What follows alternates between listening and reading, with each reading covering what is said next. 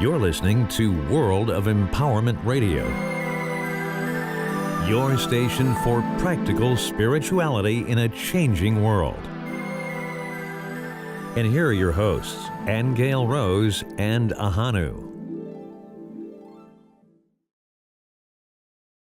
Happy anniversary. It's our 12th anniversary today, and it is very significant because we have been going on a little spiritual journey. Let's say a big spiritual journey, actually. Very, very big spiritual journey. And we want to give the feedback to you today of what occurred, what happened, because it's actually very, very significant.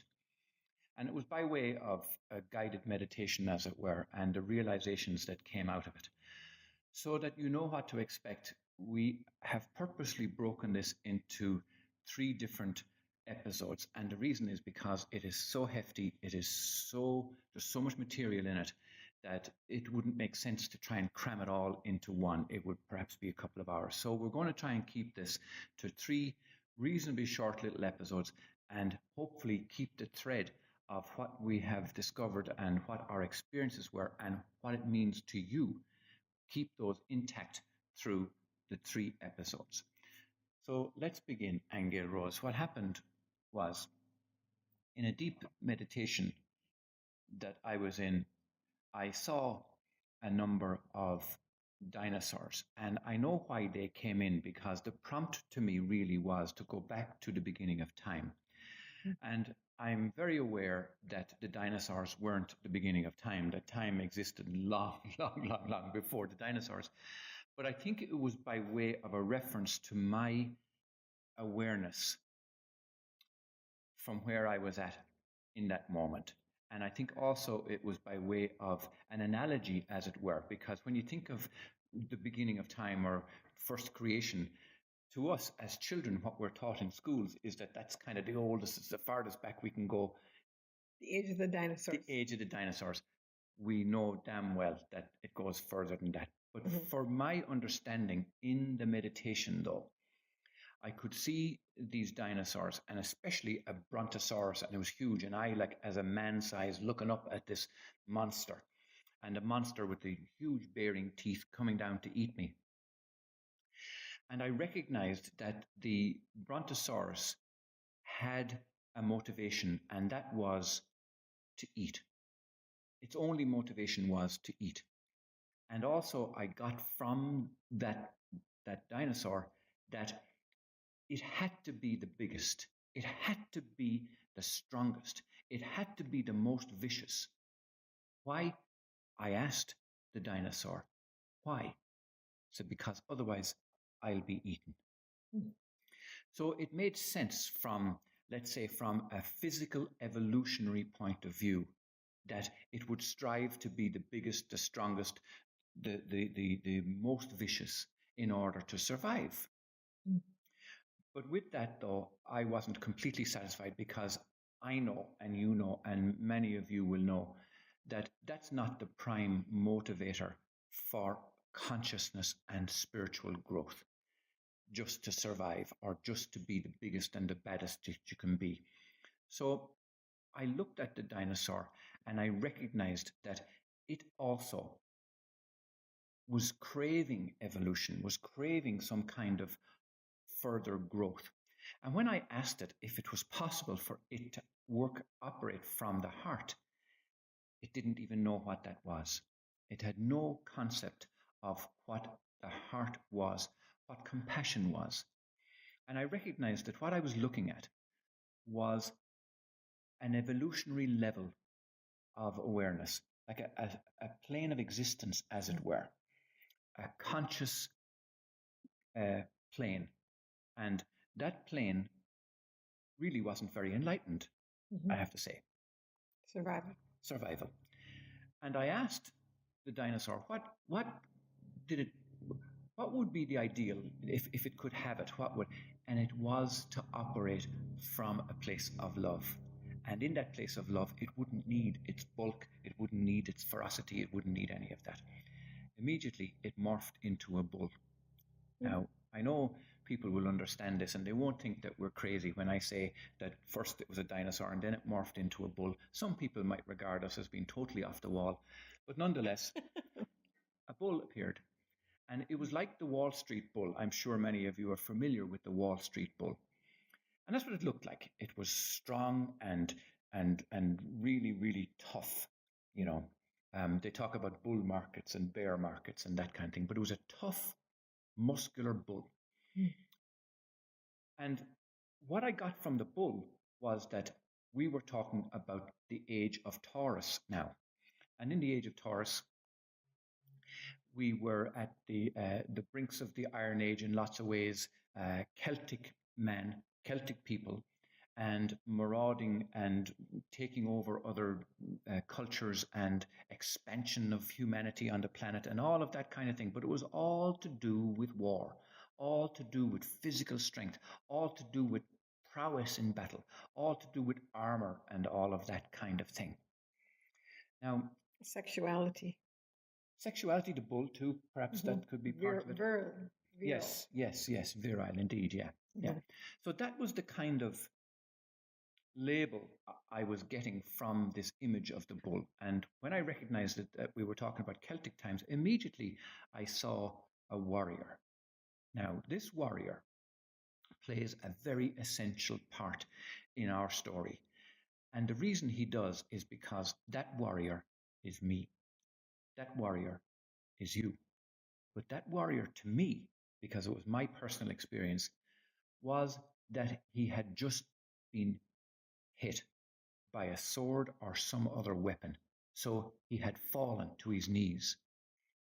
Now, I want you to paint this picture in your mind, as it were.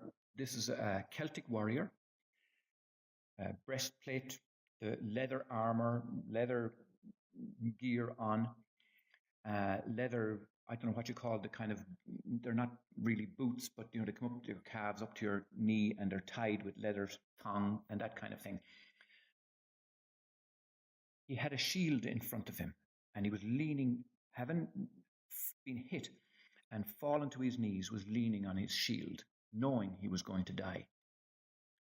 The shield was tarnished with the blood and the gore of the battlefield, and whereas it had originally been polished shiny before going into battle, but now it was tarnished. So this was highly symbolic for me, and I was trying to make sense of it. Now, at that same time, though, Aingeal Rose recognized that if that was me and I was the fallen warrior, what did it mean to you in terms of being married to me and taking my name? Yes, and it brought back a memory, Ahonu, when you started to do ancestral healing paintings. And I had just simply asked you one day, what does O'Grady mean in terms of if there was an O'Grady shield with a Latin inscription, what does that Latin inscription mean? Yeah. And what you said to me was it means vulneranis non victus, which equates to fallen but not defeated. That's the meaning of the Latin inscription on our family crest. Fallen but not defeated. Okay, that's correct, right? So here was I seeing the warrior, fallen but not defeated, but I was tapping into what he was thinking, and he was thinking, I have failed. There's a vulnerable part of me that the enemy found and struck me in my vulnerable part. It's like my Achilles heel. There was some chink in my armor. So I had all these great defenses around me, but yet somebody found a way to find my vulnerability and strike me. And I fell. Now, why is this important? It's important because not only could I see it in my mind's eye, I could see the whole scene unfolding, but I could feel it also. And I could feel the sense of defeat. And I could feel the sense of uselessness of battle, the pointlessness of it all, knowing that all my focus of attention, all my purpose was about defeating the enemy, was about surviving. And here I was, all of it about to end. Now, we're just going to leave that with you for a second, keep that image in your mind, and let's pop off on a different little up-to-date current story about a trip we made to The Lake Edinburgh. To Edinburgh. Yeah. Edinburgh Castle in Scotland. Yeah. We went to Edinburgh Castle. We were collecting sacred earth waters around the world for our Sacred Earth Waters project and for our website and for you. And we had collected waters from Newgrange and the Hill of Tara and Stonehenge and various places around. And we were going to Edinburgh Castle to collect the waters from the Stone of Destiny. And for those of you that are not familiar with that, I would highly recommend you look it up on YouTube. Look for the Stone of Destiny in Edinburgh Castle. Now, there are stories, we won't go into them now, about that stone originating in Ireland and prior to that originating in the Holy Land, they say, and the significance of the Stone of Destiny in the bigger scheme of things. But we won't go there just now. In the enclosure, in the glass enclosure in Edinburgh Castle, open to the public, was the Stone of Destiny. And right beside it were the crown jewels of the Scottish royal family. And amongst those crown jewels was the crown, the sword, and a scepter. A scepter. And this was the Queen's scepter. And you tell the story from there, Aingeal Rose, what happened with the scepter? Well, I went to make the Stone of Destiny water, and to my surprise, the scepter spoke to me. And it said, "Do you have any idea what it takes to be royalty?" And when it said that, I got an immediate emotional response to that. In other words, I understood completely what it was talking about. And what it meant was that to be royalty was a particular frequency band. First of all, it wasn't just genetics, but it carried huge responsibility to it, huge weight, if you will. So it wasn't all about power and control. No, it wasn't. Money. It was about being able to carry the weight of so many people, first of all, and the responsibility of so many people. And just that it was a particular type of energy that could do that. Right. Okay, right. a particular yes, people, I guess, is the best way to say it. So that scepter that she's talking about was a long scepter, perhaps about, 3-4 feet long, maybe. Yeah. And had a natural quartz crystal ball on the end. Crystal ball on the end. Yeah. Now that same scepter I saw beside the warrior. Mm-hmm. The fallen warrior was holding a scepter, standing up on the ground like that. He was holding it.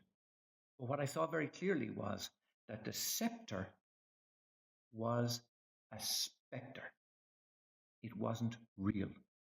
He thought it was. Mm. This was the striking thing about this, was that he was holding on to an illusion. Mm. He believed it to be real, but he was holding on to an illusion. Now, I want to also leave that there for the moment, because we're also going to let that sit in your memory and in your awareness for a moment, because we are going to come back to this. We need to pop off now to another story that unfolded with us that all starts to make sense. The whole picture starts to knit together. We were at a beautiful lake in the west of Ireland. Actually, it was in County Limerick, which has also got very close to it the largest stone circle in the world. I think there's 133 stones, standing stones, around this stone circle. And very close to that is a beautiful lake that Aingeal Rose called the Lake of Enchantment. That is its name, isn't it? It is now. It is now. It always has been. I thought that was its name. No? I think it is. But we made a water essence out of the Lake of Enchantment. We did. Yeah. And at that place, there was a little museum with the history of that place in terms of a shield that was discovered in the lake a long time ago that they had on display. It was quite large, wasn't it? Yes. So now you can pick up from there. So we went into the museum at this place, and we admired this shield that had been recovered from beneath the water. Beautiful shield. Yeah. Mm-hmm. And obviously when they originally took it out, it was tarnished, and they polished it up and they put it up for the museum for all the visitors to view. Mm-hmm. Now, In my meditation, going back to the fallen warrior with the tarnished shield,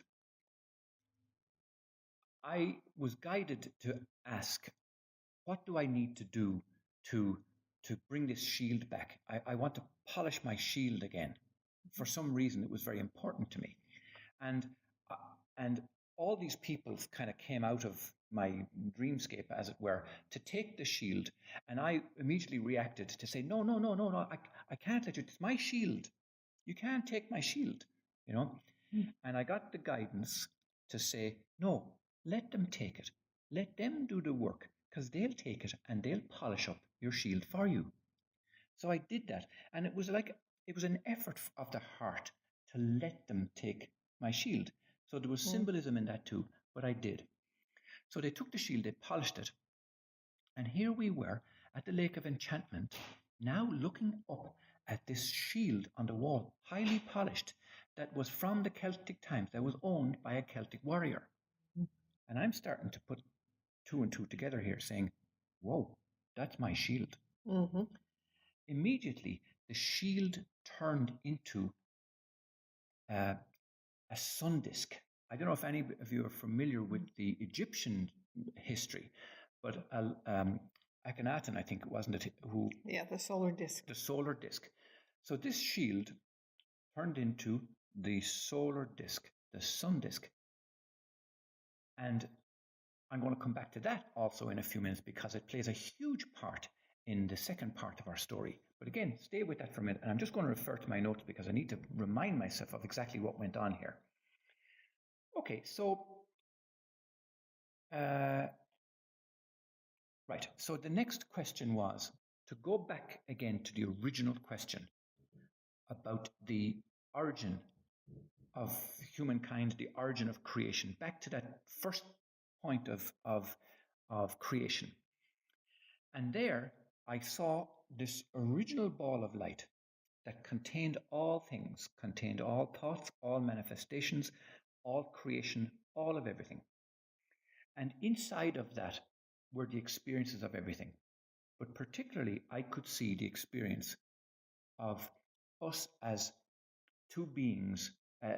One being that wanted the experience of having a masculine, powerful side, a warrior side, a strong, courageous, outgoing, masculine side.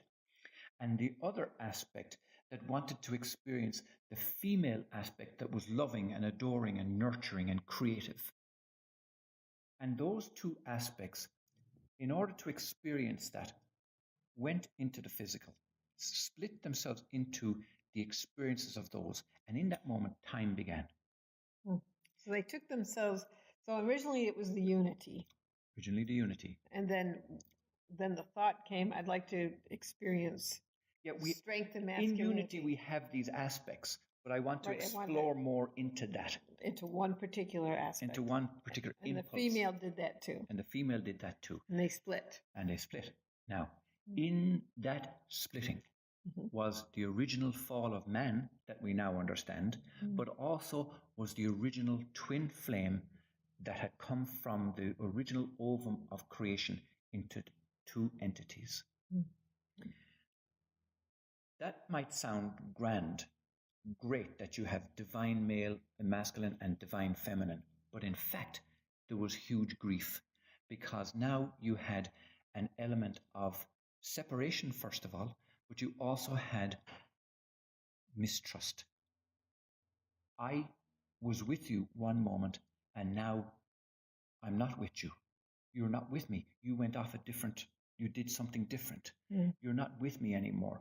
So there was an element of this trust was broken, abandonment. And we will follow this thread of abandonment as we go through the story.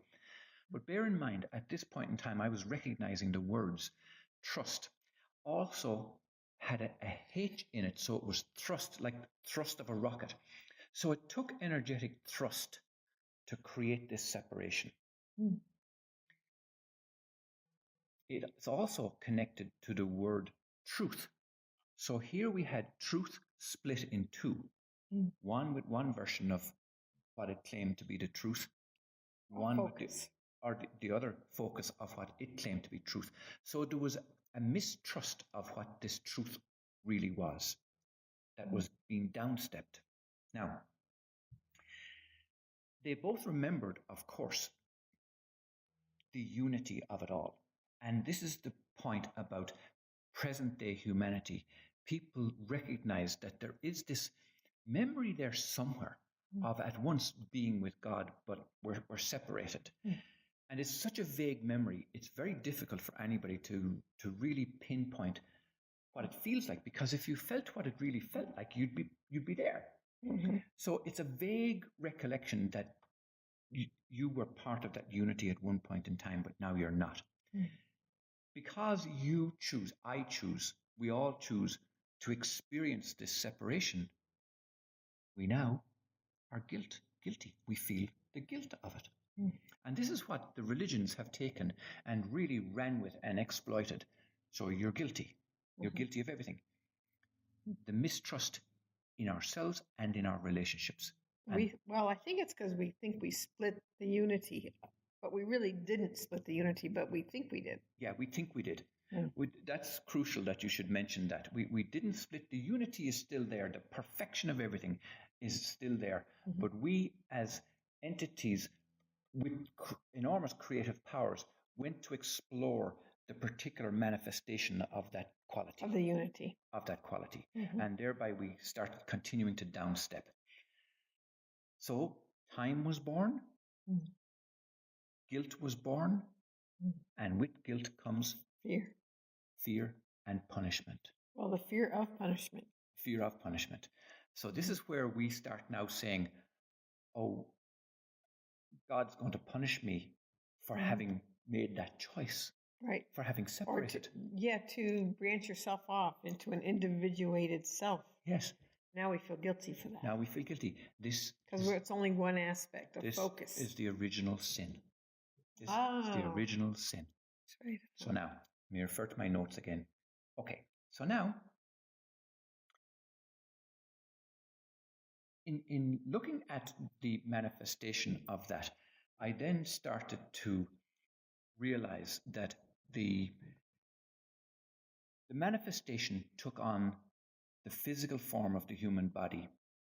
And there were some degree of tweaking and twisting and orchestrating and engineering with that. And we won't go there for the moment, but broadly speaking, there was these 7 chakras that we're familiar with that cause the spiritual animation of the body.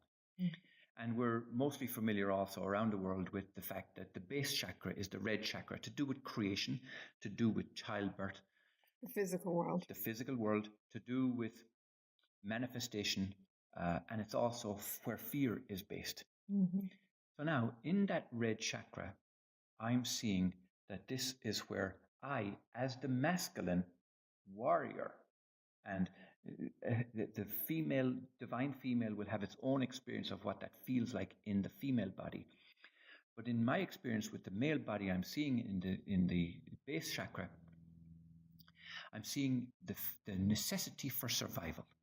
I'm seeing the dinosaur come back again. I must kill other things, otherwise they'll kill me. I must eat and consume other life forms, otherwise they'll consume me. And I must live in fear because of others trying to consume me. And I must stay in this guilt place because, well, I deserve to die. I deserve to die. I made that choice, and no amount of saying I'm sorry is fixing it. This is what's interesting. And this is an essential and crucial point that we will get to as time goes on. And you'll find where this all starts to fit together. So here I am in the base chakra, feeling guilty, punishment of all kinds around me, threat of survival all around me, and realize that this was the beginning of the experience of the human condition. So now, I recognize then that split into a kind of the beginnings of 2 waves of understanding, let's call it, where one was the masculine side that came up as a wave, almost like a vertical sine wave, as it were. So that came up on one side, and on the other side came up the divine feminine. Out of the base chakra, there was these 2 waves that came up, one male, the other female. So one wanted to keep the power and the control and the domination and the power and all of that side of the male aspect. And on the other side was the creation, the divine female, the nurturing, the loving part. And they came together again out of that desire to come back together again. So you can see now the beginnings of the Kundalini, the images we have of Kundalini as it comes up and it comes together and then it goes across the other side and goes up like this, like the, what do you call it? The Caduceus. Caduceus, yes, which we're now familiar with in the field of medicine. Okay, and if you were to follow that story back on its own way, you'll realize where that came from. The snakes, the black and the white, the good and the bad, the positive and the negative. So here we have this aspect that's been created. So we wanted to come back together again, and we did.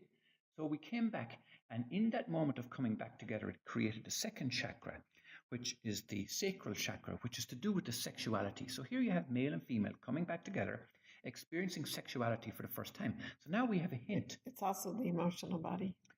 The emotional body. And here we have a hint of the Adam and Eve story. Okay, with the beginnings of the snake and the Kundalini. So now we experience that sense of unity again together, albeit momentarily. So it's a momentary experience of the unity. But why is it momentary? Because we also remember the guilt of having separated in the beginning.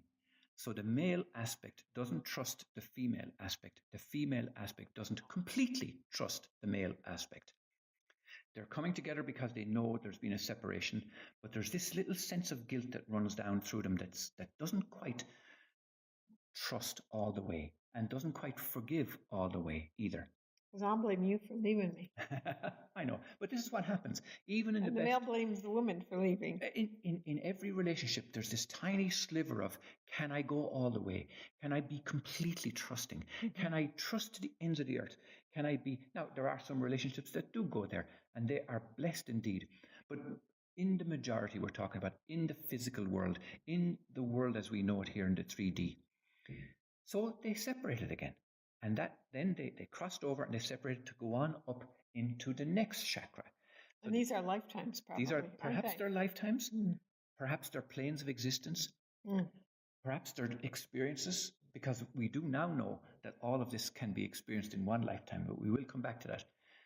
So now... But they're levels of consciousness, too, levels of consciousness. They're levels of consciousness. They're an awareness. So here am I now in this construct, coming out of the sacral, and I realize that we're going to have to come together again. I feel the necessity of coming back together again into a kind of pseudo, as a longing. It's a longing of the heart for love and for connection and for union. So the divine male and the divine female come back together again into the solar plexus chakra. And in the solar plexus, we know solar meaning sun. And as soon as I recognize that, the energy of the solar plexus, boom, the solar shield of the fallen warrior came back in front of me. And I could see the solar disc, the shield of the fallen warrior, now polished up, now perfect in its design, now full of the energy of creation. It came right into my solar plexus and embedded itself there. And that was a beautiful feeling. And it was a feeling of, it was almost like a feeling of invincibility. It was like enormous power. But it wasn't a negative power. It wasn't like a power and control that we might perceive in politics and things like that. It was a power of knowing, of a power of awareness. It was a power of having evolved. It was a power of knowing how intensely and amazingly creative we are. So that had a beautiful sense of celebration around it. Then, of course, the necessity was to split again. So the Kundalini is where the waves of the male-female aspects crossed over again, separated out, all through those planes of existence where the guilt was there again, the punishment, the separation, the longing, the loss. Well, can we talk for a minute why they keep separating? Is it because they're not ready to go back to unity entirely? I think it's because the original impulse to experience was so strong. They still wanted to experience. But also, I think, they still wanted to experience, obviously, but I think also, along side by side with that, I think there's also the fear of punishment, of going back to full unity, because they're going to be punished by Well, you'll God. be annihilated. That's the question. You'll be punished by God. So therefore, they wanted to come back into unity, but kind of pseudo-unity, a unity that, they're not willing to give up the experience world. Exactly. Okay. So here we are now, we're back in the heart. So we feel the love, we feel the unity of that, but there's still that little spark of says, yeah, but we're not back in God. We're not back in unity creation. We're not back in the bliss consciousness of it all. We're together, but there's this little spark of mistrust. Well, there was a time I remember, you left me. I left you and you left me. You abandoned me. I told you we'd come back to the abandonment. Came out of the unity. We came out of the unity. So therefore, how can I completely trust you? How can I completely trust myself? So even though the feeling of the heart chakra is beautiful, it's blissful, it's not entirely whole. And that's what we experience in our physical love understanding. So then we had to move up a split again. These are lifetimes. I want to remind people. I think they are probably. They're probably lifetimes. Levels of consciousness and or lifetimes or both. Yes. And it's also why, if we could just digress for a second, I think it's also why you might have people who are living in this present world in one particular awareness level of consciousness. So they might be the warring factor, who only want to experience the war threat, and survival, all of that in the base chakra. And then you will have another aspect of people who are into sexuality, pure sexuality, attractions, sexuality, and then moving up energy. Very energetic people are people who are into generating new forms of energy or using energy in all kinds of different ways. The energy chakra, the solar plexus. And then you have people who are very heart-based and philanthropists and people who do good all over the world. And that's also very important, but they're operating at that level, perhaps not even aware of the fact that they may have come, or perhaps not, have come through the other levels. So there's still not a wholeness about it. Also, because they're operating at this level, they're not aware of the next level up. So the separation went off again and comes back into the throat chakra, which is all about truth. Now, I said we'd come back to truth. This was the trust that was violated. So we're seeking... It's about words. Yes, we're seeking truthful words. We're seeking integrity. We're seeking political leaders who speak the truth and are not finding it. We're looking for our partners to be eternally truthful. We're looking for ourselves to be truthful. And we're not actually always there. We're not, because we don't remember the unity. We're using words. We're looking at the outer world to... validate us. Yes. And in the case of twins and in soulmates, we use these words, I love you, I love you, I love you. Well, most relationships do, huh? I love you, I love you, I love you. But one would hope. There, it's only words that you're listening to. Seldom enough do we get the demonstration of the full unity of what that really means. So therein followed the next separation again, of the distrust, the experiencing on our own, and back to come to experience the third eye. And the third eye is all about seeing. It's all about that visualization. It's all about the imagination. It's all about the creation in the visual aspect.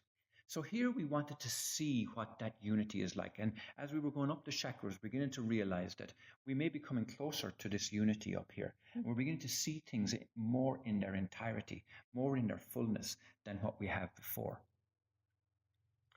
And before we get to the crown chakra, I do want to call a little short break here, because I think it's necessary, first of all, to absorb what's been going on here, to absorb the enormity of this story, and also, like Hollywood does, to keep you in suspense, because we've got a lot more coming with this story.